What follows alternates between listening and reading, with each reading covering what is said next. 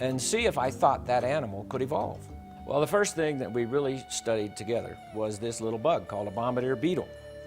And this little insect, it's about a ½ inch long, and it mixes chemicals that explode.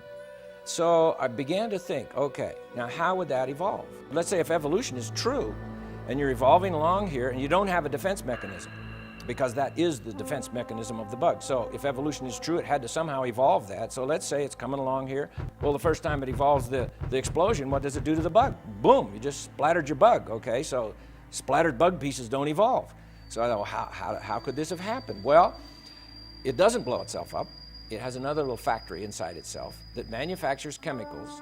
A chemical acts as a catalyst so that when you squirt that chemical in with these other chemicals that are like in neutral, you get your explosion. Well, the first time it manufactured that little chemical, here it goes again, blew itself up again. But it doesn't. Why? Well, because it has like an asbestos-lined firing chamber. And even then it would blow itself up if it didn't have somewhere for the explosion to go. So it has like twin tail tubes. And it can aim these tail tubes all the way up, out the side, out the front. Let's say a spider is coming up toward its side and it doesn't have time to turn around and shoot. It can just take its little gun turret and aim it out there and shoot. The explosion on this little bug, all you hear, if you're listening as a human, you hear this pop. But scientists have now put that explosion in slow motion. And it's like about 1,000 sequential little explosions, but they're so fast, all we hear is one pop. And so you think, well, now why would that be?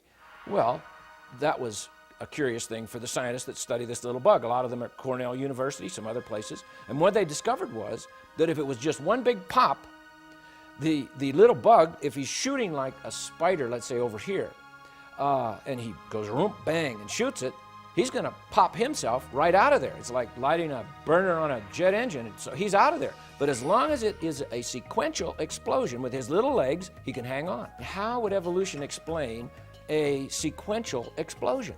This little bug messes with all the theories of evolution. There is no way a slow, gradual process is going to produce this bug. There's no way even the newest theories of evolution, like punctuated equilibria, which means evolution happens very fast. Well, there's no way that will explain this little bug. I began to realize, how could this particular little animal, for instance, evolve? It needed all of its parts, it needed everything there all at once, or you just don't have the animal. And my stomach started to churn.